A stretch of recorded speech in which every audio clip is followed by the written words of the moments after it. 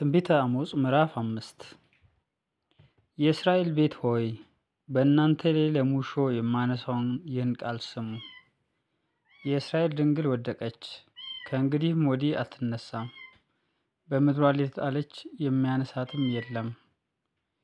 ጌታ እግዚአብሔርም እንዲህ ይላልና 1000 ከሚወጣባት ከተማ 100 ይቀርላታል፣ 100ም ከሚወጣባት ከተማ ለእስራኤል ቤት 10 ይቀርላታል። እግዚአብሔርም ለእስራኤል ቤት እንዲህ ይላልና እኔን ፈልጉ በሕይወትም ትኖራላችሁ። ነገር ግን ጌልገላ ፈጽሞ ትማረካለችና ቤቴልም ከንቱ ትሆናለችና ቤቴልን አትፈልጉ፣ ወደ ጌልገላም አትግቡ፣ ወደ ቤርሳቤህም አትለፉ። በዮሴፍ ቤት እሳት እንዳትቃጠል በቤቴል የሚያጠፋትም ሳይኖር እንዳትበላ እግዚአብሔርን ፈልጉ በሕይወትም ትኖራላችሁ። ፍርድን ወደ እሬት የምትለውጡ ጽድቅንም በምድር ላይ የምትጥሉ እናንተ ሆይ 7ቱን ከዋክብትና ኦሪዮን የተባለውን ኮከብ የፈጠረውን የሞትን ጥላ ወደ ንጋት የሚለውጠውን ቀኑንም በሌሊት የሚያጨልመውን የባህሩንም ውሆች ጠርቶ በምድር ላይ የሚያፈሳቸውን አምባውም እንዲፈርስ በብርቱ ላይ የድንገት ጥፋት የሚያመጣውን ፈልጉ፣ ስሙ እግዚአብሔር ነው።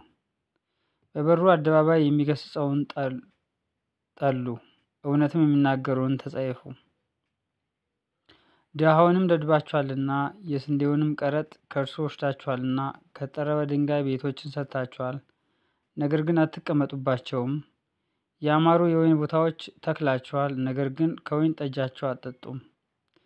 ጻድቁን የምታስጨንቁ ጉቦንም የምትቀበሉ በበሩም አደባባይ የችጋረኛውን ፍርድ የምታጣሙ እናንተ ሆይ በደላችሁ እንዴት እንደበዛ ኃጢአታችሁም እንዴት እንደጸና እኔ ያውቃለሁና፣ ስለዚህ ክፉ ዘመን ነውና በዚያ ዘመን አስተዋይ የሚሆን ዝም ይላል። በሕይወት ትኖሩ ዘንድ መልካሙን እንጂ ክፉውን አትፈልጉ። እንዲህም እናንተ እንደተናገራችሁ የሰራዊት አምላክ እግዚአብሔር ከእናንተ ጋር ይሆናል። ክፉውን ጥሉ፣ መልካሙንም ውደዱ፣ በበሩም አደባባይ ፍርድን አጽኑ። ምናልባት የሰራዊት አምላክ እግዚአብሔር ለዮሴፍ ቅሬታ ይራራ ይሆናል።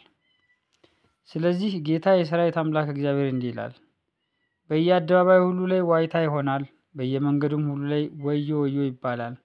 ገበሬዎቹም ወደ ልቅሶ፣ አልቃሾቹም ወደ ዋይታ ይጠራሉ። በመካከል አልፋለሁና በወይኑ ቦታ ሁሉ ለቅሶ ይሆናል ይላል እግዚአብሔር። የእግዚአብሔርን ቀን ለምትፈልጉ ወዮላችሁ። የእግዚአብሔርን ቀን ለምን ትፈልጋላችሁ?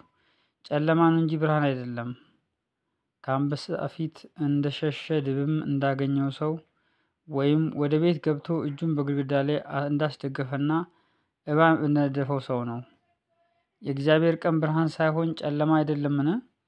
ጸዳይ የሌለውም ድቅድቅ ጨለማ አይደለምን? ዓመት በዓላችሁን ጠልቼዋለሁ፣ ተጸይፌውማለሁ። የተቀደሰውም ጉባኤያችሁ ደስ አያሰኝም። የሚቃጠለውን መስዋዕታችሁንና የእህሉን ቁርባናችሁን ብታቀርቡልኝም እንኳ አልቀበለውም። ለምስጋና መስዋዕት የምታቀርቡልኝን የሰቡትን እንስሶች አልመለከትም።